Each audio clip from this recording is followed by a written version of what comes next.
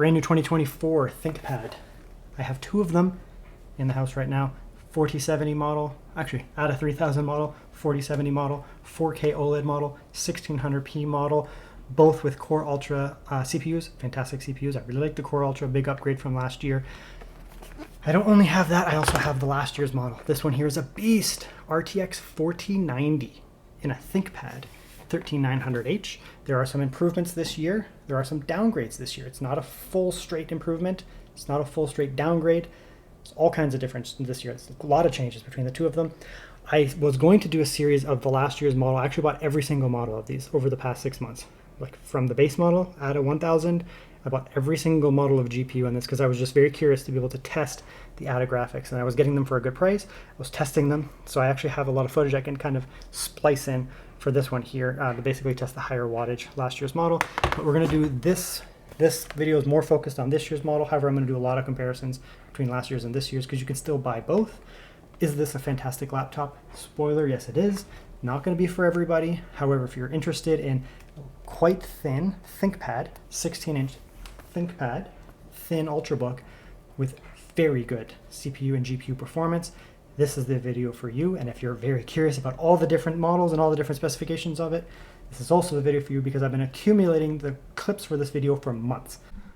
I have two of them in front of me. I actually have another one off camera, and I have footage from before. I've actually tested every model of this. This is the P1 from last generation, 13th gen Intel, and I tested it with every GPU option that they have, literally. So I can splice in some footage here, gaming stuff, just to basically give some numbers. We'll do that. But in here, I actually just want to show the physical differences between last generation and this generation. I actually have two of these as well. I have an ADA 3500 model and a 4070 model. RTX 4090 on the left here. I have footage from every other model of this from last year, so I can bring those in easily. These are two of this year's models. The top, I don't know which one's which here. One of them is an RTX 4070.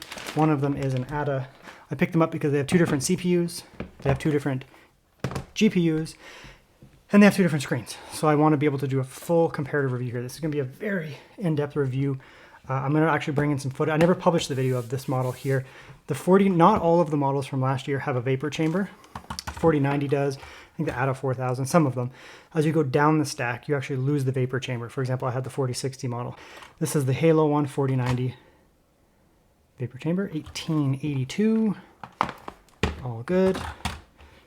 Bring in this year's model. These are very similar, so probably won't make a big difference. It's actually heavier. Slightly heavier this year. Probably could be that heat pipes weigh more than vapor chambers, in theory. And I don't believe that these have vapor chambers. I've never opened them. I've never even turned them on never done anything other than to turn them on. Okay, so we'll do a comparison between last year and this year. Again, there's different models of the last generation. It's different models of this generation. However, the externals should be more or less identical, right? So let's do this. On the back, bottom with the carbon fiber is last gen. Right, some little tweaks there, actually. In terms of the exhaust, it's actually ever so slightly different. It has like a little foot right there. This one, the foot is pushed back. Here, the foot is pushed up. Otherwise, basically the same. Right side of both, shiny cut there. Matte, SD card, USB-A, USB-A.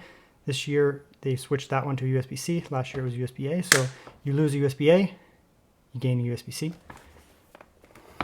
Other side, power, Thunderbolt, HDMI, and that. So the main difference in I/O is just one USB-C gets turned into USB-A. All good. Lid also has the bumped out camera style, which I like, I prefer. Some people don't. This is flat across. Bumped out camera style allows Lenovo to put in a better camera. I don't mind that at all.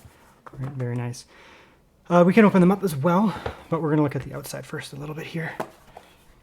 Right, full grill here, but it's blocked off. So you have intake, a little bit of exposed heat pipe.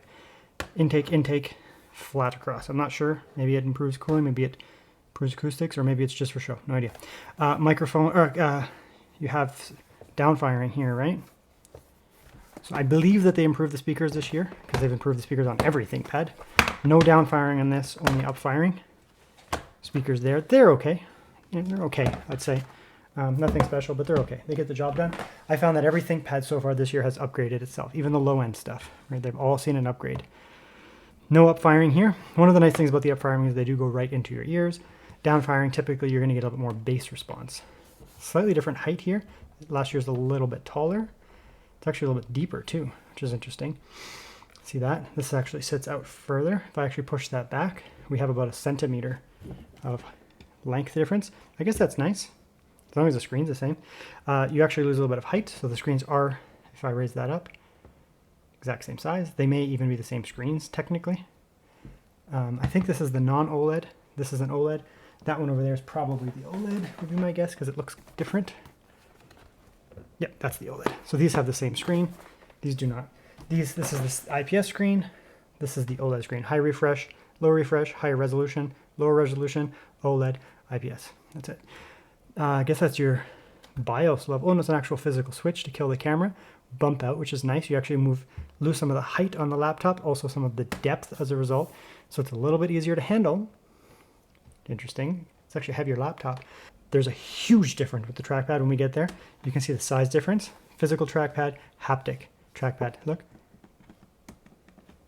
Doesn't do anything. Haptic. When we get there, we'll get there. Haptic is a big change. Otherwise, you get these up here. Same otherwise. Okay, we're going to look inside them now. It'll be a little bit hard to film, but that's okay. We're doing a comparison here. So this year's model, last year's model, there is a difference here. I'll bring in some footage here. I'll splice it in after this, and you'll see that this is the 4090 model, Halo model with a little bit of a vapor chamber going on here on last year's model. And if you go all the way down to like an ADA 1000, there's some differences as well. Last year's model, you only get a single NVMe on pretty much any of them other than the very base. If you go all the way down to the ADA 1000, because the cooling is so much lower, you actually get two NVMe's. As you go up the stack, you lose the second NVMe, you go to a single NVMe. But you gain a vapor chamber on this 4090 model here. Nice big fan on the left, slightly smaller fan on the right. The slightly lower turbulence thing, I don't find the fan super annoying. You'll hear, but I don't find them super annoying. Over here, we go with dual NVMe. So last year, single NVMe. This year, dual NVMe. Big upgrade. Because this one only had a double NVMe on the base model. Any other model, you had one. This year's model, as far as I can tell, they all have 90 watt hours on this. This is Core Ultra. Battery is the same. However, you do double up your NVMe. Speakers are here. They face that way. And they're okay at best. Let's take this one out over here. Right? Okay at best. Higher wattage speaker. Reasonable. Much larger speaker. I haven't done a test yet, but I expect these to sound way better. We'll see. These sounded okay. I expect these to sound significantly better. Looks like the same speaker on some of the Yoga Pro, which is very nice. Not upgradable Wi-Fi. The Wi-Fi is here somewhere. I can't remember where the Wi-Fi is. Underneath here somewhere, which is interesting. Upgradable RAM. 2 sticks. SODIMM. Upgradable RAM. Kind of. It's CAM memory. It's the first laptop with CAM memory. CAM memory, the modules are much smaller and they run way faster. This CPU on this should run real fast because it's CAM memory. The first one that I've tested, first laptop that I've tested with CAM memory, you can take them off. I don't want to screw around with it. You can take these both off and you can technically swap out CAM memory. Very cool. Look at some specs here between them. They are not all the same. They're customizable, so it's going to be a little hard to compare, but 13th gen processor, 13900H. Awesome. I've also tested the 13800 on this. Good CPU. Core Ultra 165H, Core Ultra 185H. These are technically the same, more or less, in terms of like architecture. However, different clocks. Faster, slower, it's just binning. Both can be very good, 16 and 22. This one here is 14 and 20. I mean, these are better CPUs than that. Still good. 13th gen still good. The H stuff, not a big fan of the HX, but the H stuff still good. These will have better battery life in theory, and will have better performance overall, I would say. It's fine. Memory is different. These are CAM memory. This is SODIMM. SODIMM runs slower, 5600 megahertz. Still good. 7467, 7467. These will run faster, the memory, which will help with gaming, help with CPU tasks as well. Different CPU, different disks in them. It looks like this one here shipped with an SK Hynix. This one here shipped with a Kioxia drive. They also use Samsung sometimes, but usually nowadays I'm finding Kioxia or SK Hynix on these models here. This one here definitely came with a Samsung. The GPUs are variable. It's a 4090. You can get from an ADA 1000 all the way up to a 4090, so whatever. These don't come with that high of a stack. They top out at a 4070 / ADA 3000, which are more or less the same GPUs. The differences are they're going to perform kind of the same in gaming as well, I guess. But these have 8 gigabytes, 8 gigabytes, whatever. It looks like this one can take more from the system, but that's just because the system itself has more RAM, right? Biggest difference here, ADA has access to Quadro drivers. This one does not. Wattage deprived though. This is about 100, 115 watt 4090, still a lot. Still, again, the thing just flies in games. I've already done testing for months, going way back. If you get an RTX ADA 3000 and an RTX ADA 3000, this is lower watt than that, right? If you get this in a 4070 or 4060, you get this in a 4060 or 4070, this is higher watt. So this will outperform in GPU than these, period. Maybe there'll be a little bit of an uplift from the RAM, but these are going to have better GPU performance. Now they're also going to run hotter because it's more watts. More watts means more hots. I don't want to get into too much benchmarks, I mean, it's obvious. The chips, I've done so much testing of these chips, it's really just going to come down to how much they're throttling and that. So we'll reset that and we'll do a quick test here.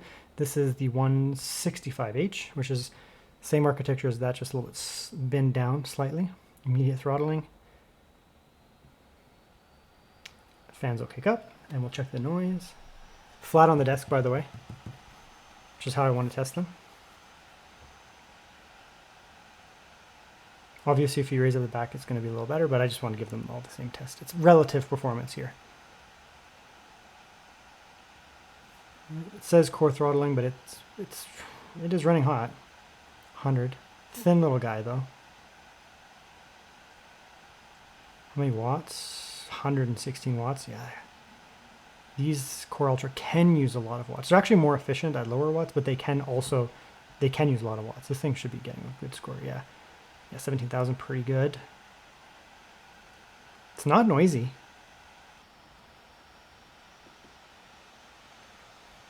It's actually slightly noisier, probably because it's the Core Ultra 9, slightly hotter chip.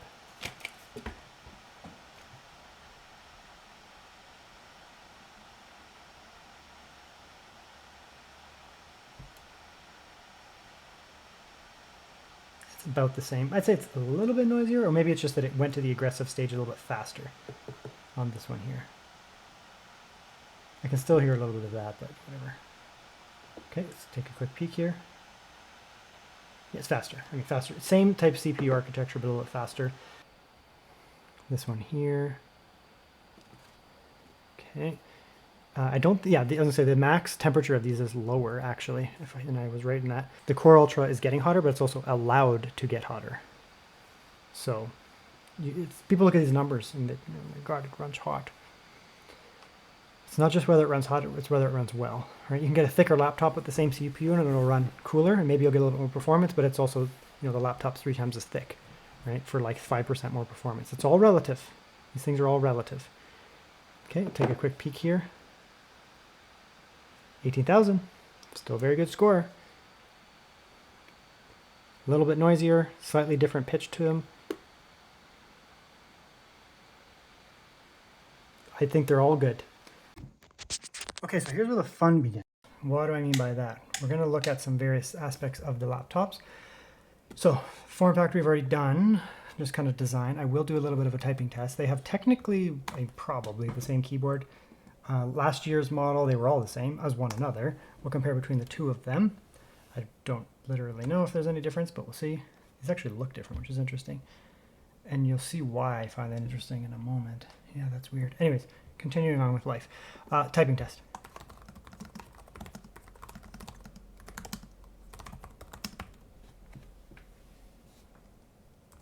They do not feel the same.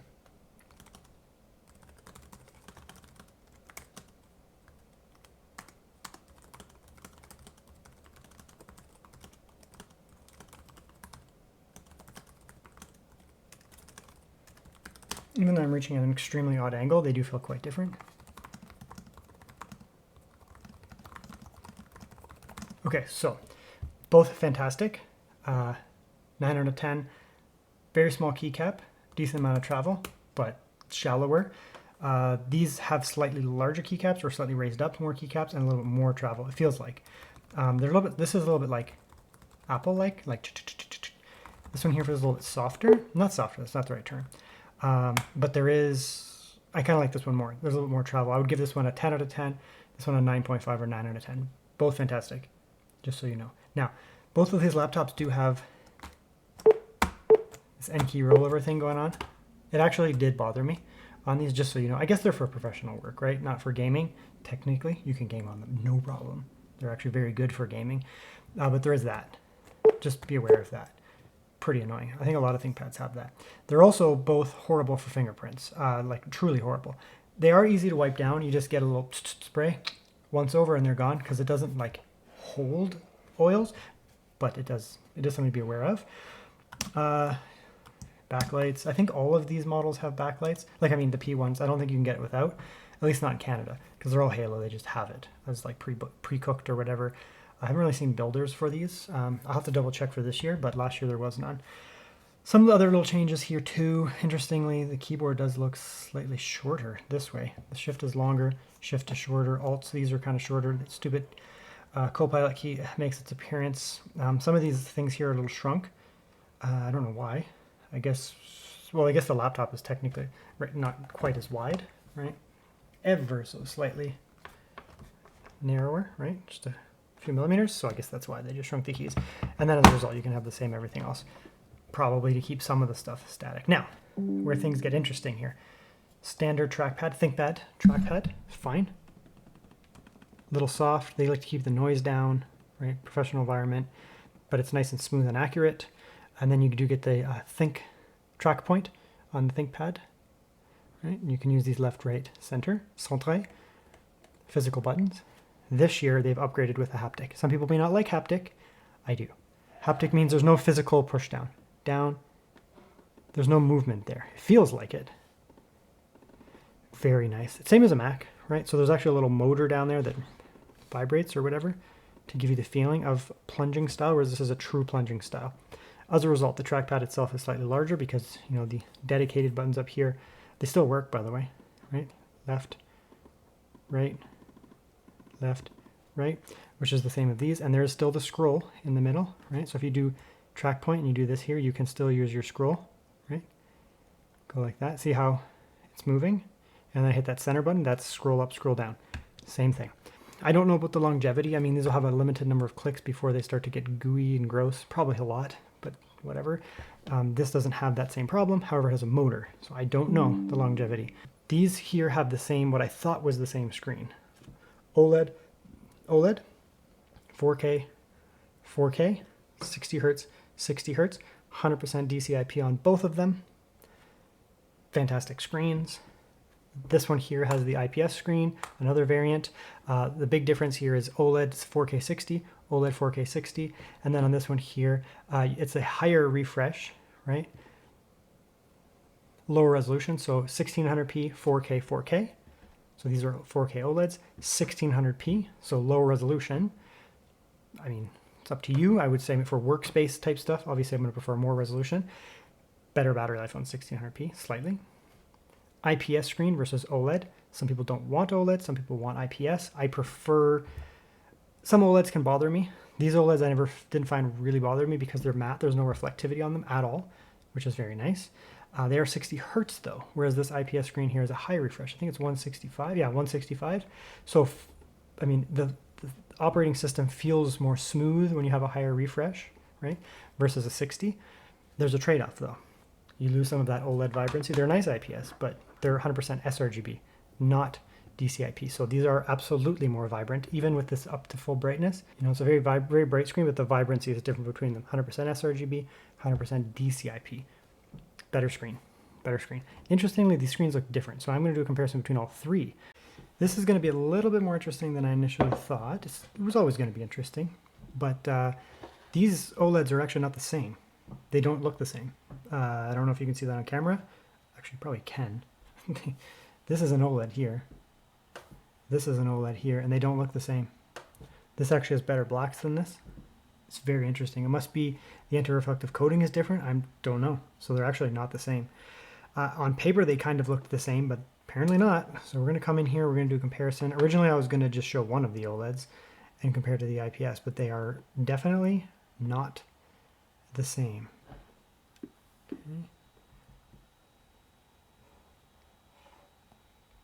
There's going to be some difference when I transition between the laptops. My camera will freak out for a second or two. I can't do anything about that. It's just the way that it is. It really struggles with OLEDs. So here they all look the same, more or less. Right? Very, very similar. Actually, this one looks a little... Come back a bit here. 100% sRGB. These are DCI-P. These all look the same. Usually you notice in the reds, right? A little bit more orangey yellow, and those were both more red. Reds look good on both.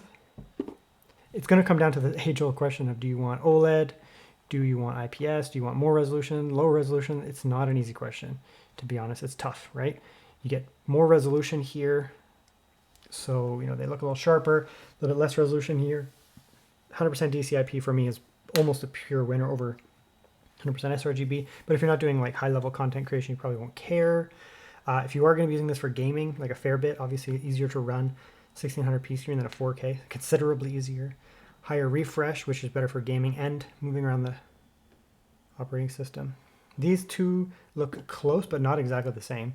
Could just be calibration differences. It's hard to say. Right. A little bit more crushed just because it's sRGB. You can see how much more vivid the greens look over there. Right. Hopefully the camera picks it up.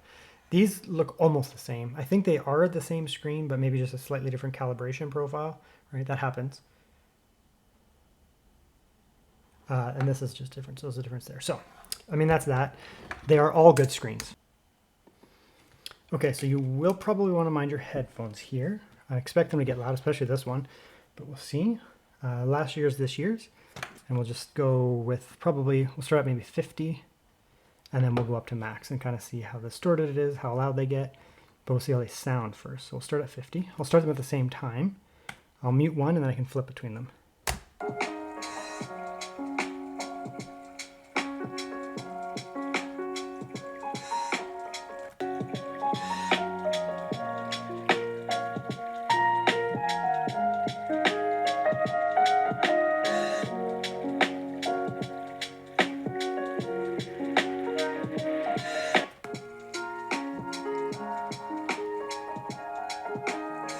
All the way up.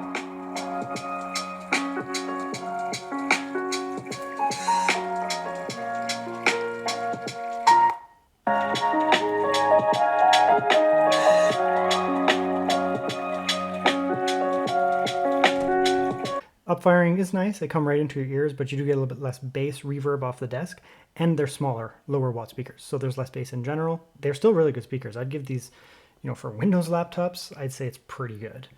You know, not a 10 out of 10. I find that speakers are getting better these days, but they're still very good. So no problem with the speakers. Fantastic. These are better. These will fire up. So I guess if you have this on your lap, that would be better. This might be a little muted on like a blanket, but these are better speakers for sure. These are very good speakers. Lots of low end bass, like actually a lot of low end bass, very clear throughout, and they get much louder than those over there. So louder, more bass, more clarity, more fullness overall, giving these probably, you know, I'd say 10 out of 10 for a business machine. Okay, I know I normally have a benchmark section, but I'm going to do this kind of live.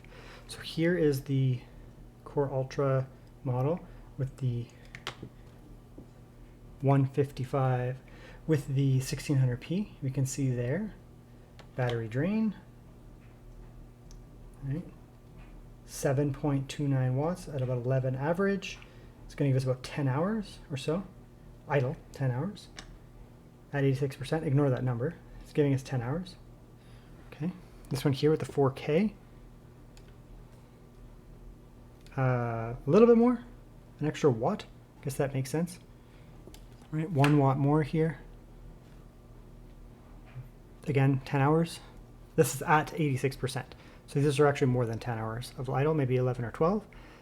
You're losing about 1 watt, so you'll lose about 10%-ish battery, something like that. This one's doing okay. It does jump up and down a little bit more, like it's averaging a little bit, but it has finally decided to settle down and calm down. And now we're down to 15, which will give us about 4 or 5 hours.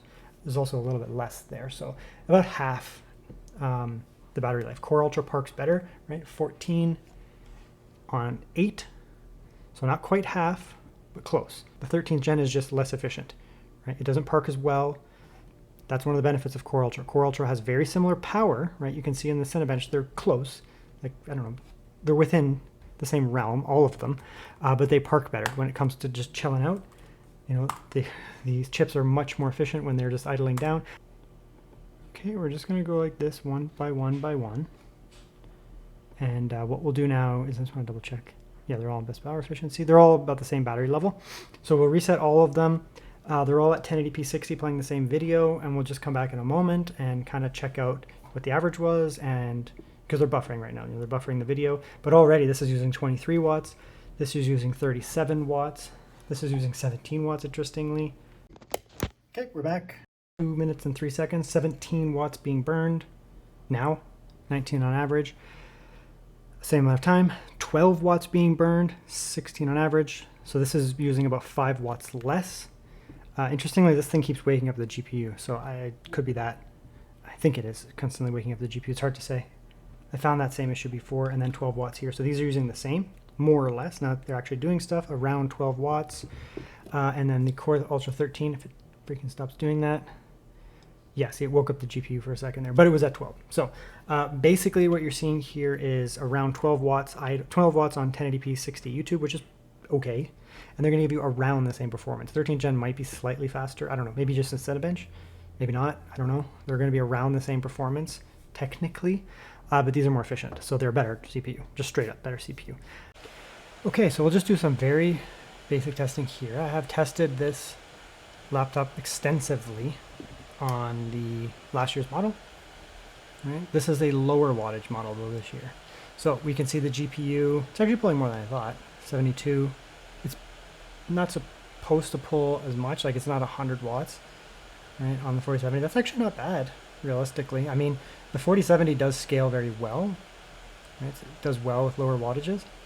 High. Okay. DLSS on quality, no frame gen, so just quality DLSS, 1600p. We can maybe turn that up. We can turn down to medium. Again, it's not a gaming laptop. We turn that up to maybe balanced. See if we can get a 60. Yes, we can.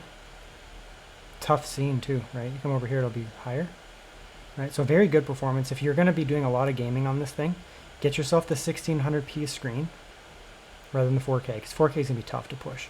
And just be aware that, you know, you're not going to get behemoth performance, right? Because it's not going to be full wattage 4070, but I've done so many videos on 4060s and 4070s, and they scale very well with wattage. 75 versus 100 watts is not going to be 25, it's 25% more watts versus 25% lower watts, but it's not a 25% performance difference, right? Maybe 10%. So you're going to get very good performance here.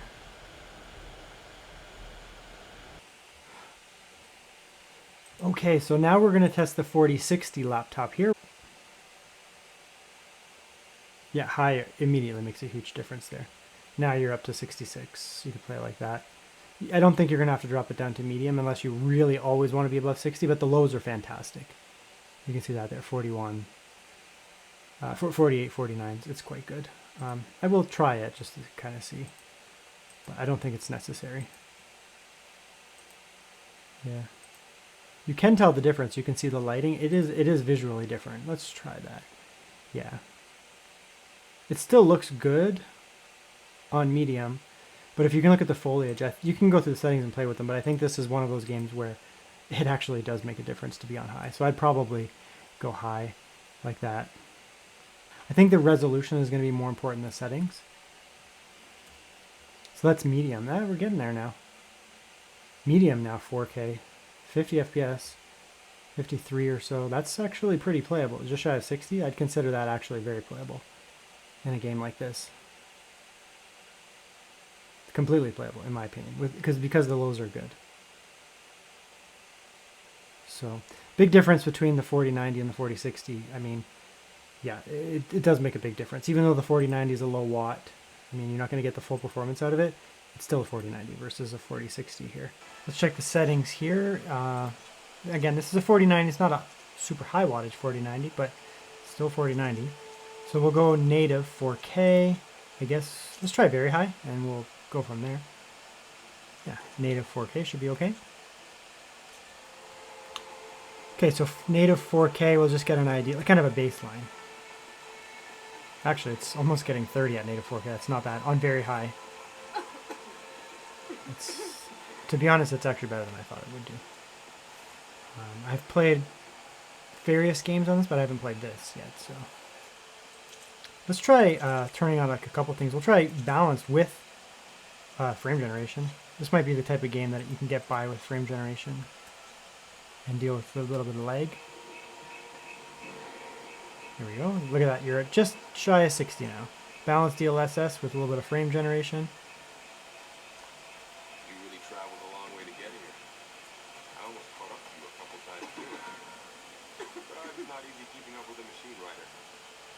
You always. Yeah, and the GPU is, I don't know what that's freaking out about, but the GPU is pulling about 88, 85 watts or so. So again, this is not super high wattage. Try quality. Yeah, it's more than enough. So just 1600p quality DLSS and you're pretty much good to go. 70 over there. Probably this area will be closer to 60 or so. Yeah. So that's probably, I mean, it actually looks the same, interestingly, as 4K. It's probably how I would play. Just 1600p and just, yeah, it's doing really well actually, which is quality. I'll throw on balance just to see. Again, it's only a 60 Hz refresh rate screen, so you might as well just, you know, not do that. But, I mean, you can put on an external screen, right? That's the thing. You can hook this up to a 1440p monitor or something.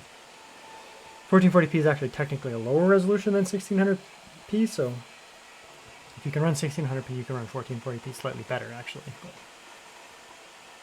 yeah. I mean, there's lots of options you can play with here, basically.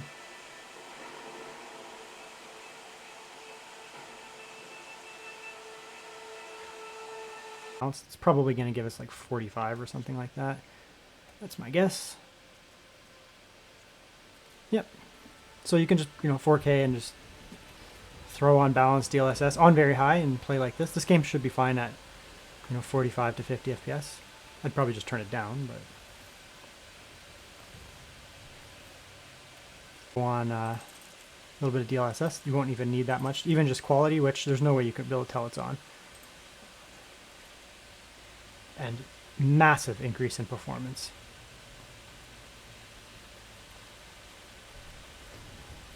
It's a bit of a spoiler, I have been playing games on this laptop for the past week because it's just so much faster than my 4060. I have like a Lenovo Legion with a 4060, a ThinkBook 16P with a 4060. I had another laptop with a 4060, I can't remember off the top of my head which one. And this is way ahead. This is also ahead of a 4070 in a laptop, easily ahead. P16 last year's model, 13th gen Intel, P16 this year's model, Core Ultra. I mean, this video is more about this, but I do want to bring in the other one because you can still buy them, right? Especially like online, you can still buy them from Lenovo. I mean, they've pretty much transitioned to this. What do I think about this? Upgrades, downgrades. Okay, upgrades, screen is the same. You can get the 4K or the 1600p. The 4K is a killer screen if you're doing productivity work. If you're going to be doing more gaming, I mean, you'd want to get the 165 Hertz refresh rate IPS, which is over there. It's your pick. I mean, 4K is gonna be a lot to push on any of these GPUs on these models of this year because they only go up to 4070 around performance. 4K is a lot for that. So if you are gonna be doing gaming, you may want to go for the 165 Hertz. Just be aware of that. The 4K screen just looks better. It's a beautiful 4K OLED screen, better color space as well. Keyboard feels a little bit better this year. They're around the same, but feels a little bit better. Trackpad is, I think, a huge improvement. Going with a haptic trackpad is very nice. I think it feels fantastic. Inside, you do get 2 NVMEs on all of the models for this year, whereas last year it was only the very base model. That's, for me, a huge upgrade because these are professional level laptops where you're probably going to have a lot of data on them. Graphic design, video editing, engineering, programming, big data. You need big storage.